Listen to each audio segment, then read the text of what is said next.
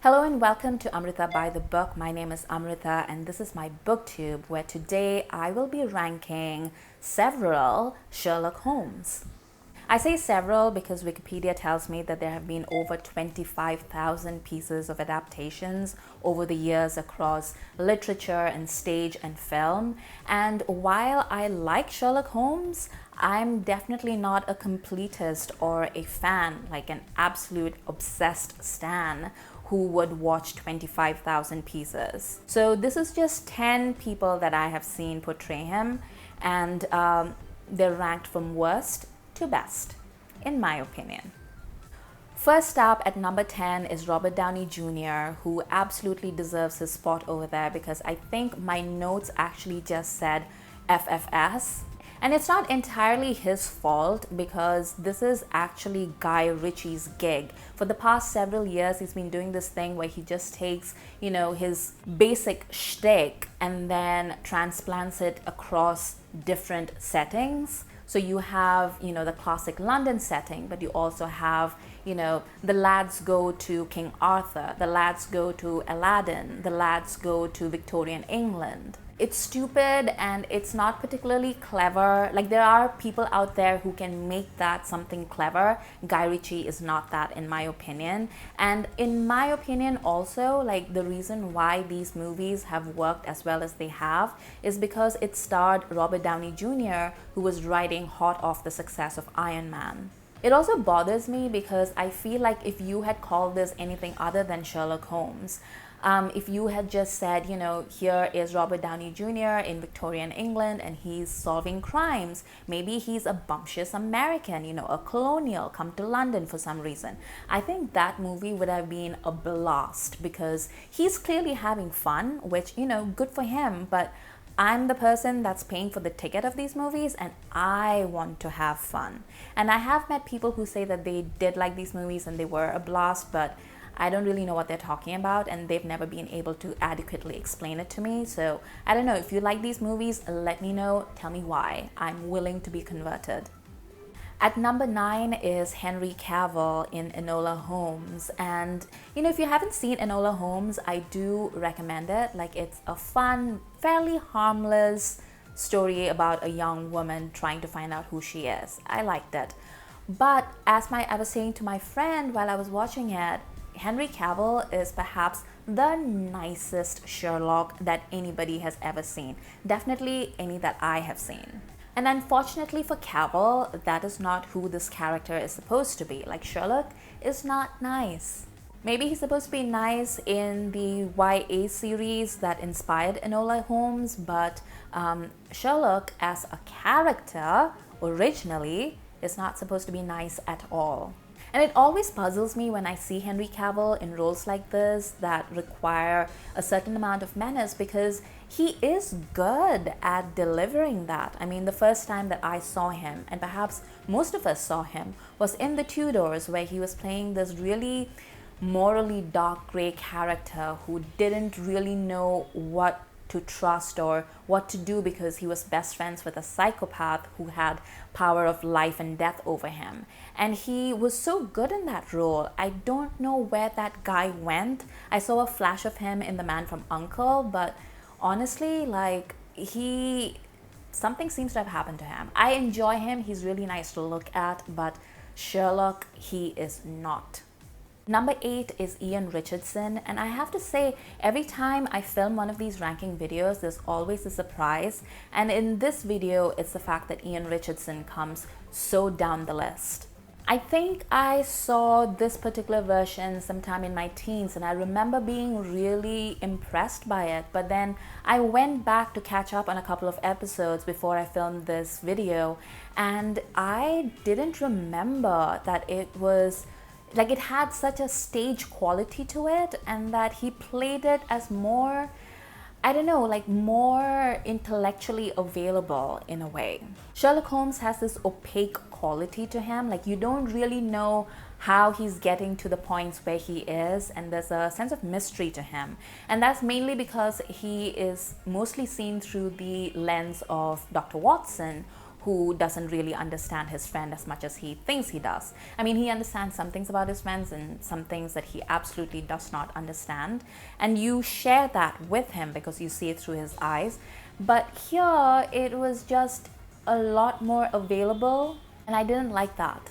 And I also found that the stagey quality of it was interfering with it, which is strange because I don't usually have a problem with telefilms, shall we say, that have a stagey quality to them. But for some reason, this time around when I saw this one, maybe it just suffered in comparison to the rest, which, that's how it goes in a ranking. I'd be really interested to know if you are a fan of that particular series and if it's held up for you. Number 7 is Ian McKellen, and this is a pretty great movie and I enjoyed watching it. But here's the problem, it could be literally anybody. I really enjoy Ian McKellen, like I enjoy him as an actor, so I couldn't put him at the bottom of the list, obviously. And also, I like the way that the movie uses things from Sherlock's past to explain why he is where he is. But honestly, this is the story of an old man who is losing his faculties and is trying to make peace with his new reality. And it didn't really need to be Sherlock Holmes, like it could have worked with pretty much anybody, in my opinion. I mean, I saw that and I really liked it, and then I thought about it, and then I remember thinking to myself, well, there are ways for this plot to work with other people. So yeah, points for acting, points for the movie, but it's number 7. Number 6 is Christopher Plummer. And okay, here's a couple of things. One, I don't like Murder by Decree, which is the movie that he acted as Sherlock in. It has this weird tone about it that I don't really like. But also Plummer, I can't watch him in most anything without thinking, it's the captain. If you know, you know. He'll always be my captain. But you see, he has that twinkle in his eyes, and oh my god, those eyes. The captain was my first crush, so I am incredibly biased, which is why I'm putting him up this far high up in the list. But honestly, based on the performance itself, I don't think even Christopher Plummer would say that he was an excellent Sherlock, because he just doesn't have that aloofness that the character demands. He does the cold and the menacing really well, like that twinkle in his eye can turn into a glint really fast. And he's great as a villain, like he's played a villain in a bunch of movies, especially towards the later half of his career. But something about Holmes doesn't really sit right, and that's a shame. Number 5 is yet another surprise, and that's Rupert Everett. I wasn't expecting much out of it, which is, my bad totally, because Rupert Everett is a great performer. He's rather soft-voiced and he can't really project the establishment-backed authoritarianism of the original character. Like, he is a man that you would take seriously within this film, but it is more of a telling than a showing. Because a lot about this character is conveyed in their physicality. And while Everett is tall and broad-shouldered and all the rest of it, that's not the point of Holmes. Like, Holmes is not beefcake material. Not that Everett plays him as beefcake, but there's a certain reserve to that character and a certain like I said, there's an opaque quality to him that is very specific to a certain kind of Victorian/Edwardian British masculinity that Everett isn't the best person to perform.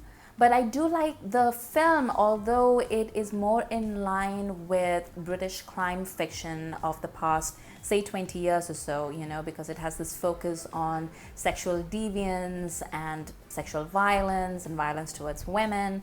And we've become so desensitized about it these days, but I think that doesn't really fit again with the Sherlock Holmes mold. And it kind of sounds like I'm talking myself out of this certain position for Rupert Everett, but honestly, it is a good performance. And I'm going to keep him at number 5. We're entering the final stretch, so at number 4 is Benedict Cumberbatch. This might anger the Cumberbatches, but yeah, he missed out on top 3 for reasons that I will explain in a bit. Here's what I loved about his approach. It was fresh and it was fun, and he is such an alien, and he is such a perfect alien. It's really enjoyable, especially that first season when nobody knew what was coming and nobody really knew him either. And so he just burst on the scene and he really reinvented that character and made it his own in a way that is still pretty enjoyable. I mean, if you go back and look at the first season, it's pretty great still. The problem is that that series was literally written into the ground, and eventually the shine wears off, and once it wears off, there is no redeeming it. So I'm going to give him points for making that character his own, for being so different and being so good at portraying the inner qualities of Sherlock that make him such an icon and such a mystery to the people that love him and love to read about him. But I have to say, like, is that the best Sherlock performance? In my opinion, not. Number 3, are you ready, is Hugh Laurie. This was an excellent portrayal. House MD was obviously on for seasons and seasons and seasons, and it was on American TV. So, you know, it is just such a huge body of work. So he obviously had the time to mine that character and to bring different facets forward. I'm going to dock points for the fact that, you know, it's a completely different character in a sense because he's a doctor and he has a different name and he lives in America. But I feel like this series, or like House, embodies a lot of the qualities from the original better than pretty much all the other adaptations. And it's not something as superficial as the drug use, but also, you know, how he uses the drugs to fuel his obsession with his work and why his work is such an obsession with him. It shows his inability to form human relationships outside of work. It shows that even when he's working with people, he's a pain in the ass and nobody likes him. It shows that the one true friendship that he has, he values more than his own life. And by making his mental pain, which, you know, it's not really delved into in the books, but taking his mental pain and turning it into a physical pain that is also, you know, it manifests emotionally as well as mentally. I mean, it's such a brilliant move, and it opens up that character to so many different things. And Hugh Laurie is just a fabulous actor. And I like that they never try to make him likable in any way, shape, or form. Even at his most vulnerable, he's still a complete ass. And he never veers from the internal logic of his character. Well, there were a couple of seasons in between where you were just like, well, what is this? But that's a problem with the series. Like, it's not a problem with the character or with him as an actor portraying that character. If you haven't watched the series, I really recommend the first couple of seasons. You can make up your mind about the other seasons. Before I go to number 2, I do want to give an honorable mention to Christopher Lee, whose Sherlock Holmes I have not seen, but I've seen him in, you know, some of the other Sherlock Holmes adaptations, because Christopher Lee played Henry Baskerville in The Hound of the Baskervilles, which is how I remember him. But he also played Mycroft, he also played Moriarty, he played Sherlock Holmes. I mean, he played pretty much everything. He also did like readings. I mean, it's insane. He's a giant in the fandom of Sherlock Holmes, and I'm sorry I haven't seen him, and I will rectify that at some point. But number 2, and this is a shocker, is Peter Cushing. Now, Peter Cushing is the first person that I ever saw portray the character of Sherlock Holmes, and I have a very strong soft spot for him. Wait, a strong soft spot? You know what I mean. Many of my ideas about Sherlock Holmes and how he should be portrayed on screen are directly related to the portrayal by Peter Cushing. The accent, the clothes, the way he holds himself. There's a certain angle at which the spine is held by Peter Cushing in his role as Sherlock Holmes that is just perfect. And I can only imagine that's because there was some kind of overlap between his own life and the period that Sherlock was alive or supposed to be alive in the books. So he probably knew exactly who to model it on. But it's a very specific portrayal of a very specific character, and I enjoy it so much. And I also really enjoy the adaptations. They're not trying to reinvent the wheel, it's just very straight adaptations from the books, and I enjoy that. I don't always want something new and different and exciting. Sometimes I just want things that are true to the books. And so we come to number 1, which is, are you ready? Jonny Lee Miller.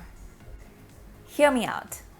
Miller's version of Sherlock Holmes does the best adaptation of all worlds. It's an American show that's set in New York, and therefore Sherlock has to come from London to New York, and then, he's dealing with all these different things. But what that does is that it opens up the stories and the character in so many different ways. And Jonny Lee Miller does such a great job of working out that character for years. I mean, we're talking about 20 to 24 episodes per year of about 45 minutes each. That is massive. And he does such a good job of portraying what it's like to be a child of privileged but damaged and struggling. And his portrayal of a vulnerable but hiding it, functioning addict is such a brilliant portrayal of that character. And it's such a modern interpretation of that character because, like I said, Sherlock Holmes, the original character, is definitely rooted in a very specific era and type of masculinity. And then you see how Miller portrays him in the present tense, and he updates it. It's not a completely different character. He's not behaving in ways that Sherlock wouldn't had he been alive today.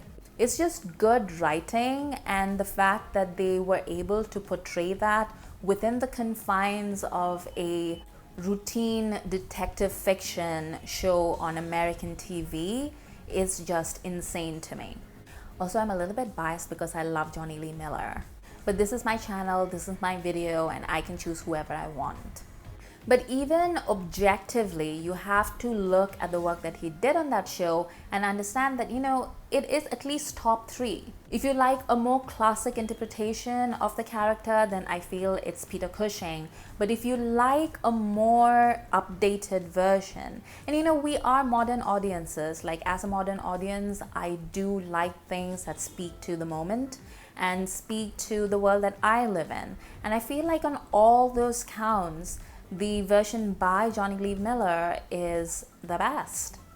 So this was my ranking of 10 Sherlock Holmes portrayals. If you like Sherlock Holmes, or if you have your own list, if you disagree with mine, tell me more. If you have specific performances that you'd like me to watch, I would love it if you told me.